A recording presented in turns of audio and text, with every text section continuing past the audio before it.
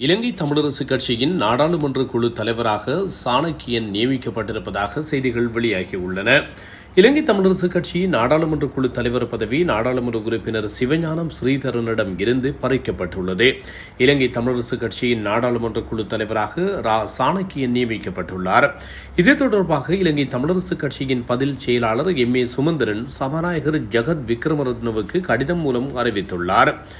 அரசியலமைப்பு பேரவையில் இருந்து விலகுமாறு நாடாளுமன்ற குழு தலைவர் ஸ்ரீதரனை இலங்கை தமிழரசு கட்சியின் அரசியல் குழு அறிவித்திருந்தது. அதற்கு அவர் மறுப்பு தெரிவித்திருந்த நிலையில் அவரை கட்சியின் நாடாளுமன்ற குழு தலைவர் பதவியிலிருந்து நீக்குவதாக அண்மையில் திருகோணமலையில் நடந்த அரசியல் குழு கூட்டத்தில் தீர்மானிக்கப்பட்டதாக எம். ஏ. சுமந்திரன் அறிவித்தார்.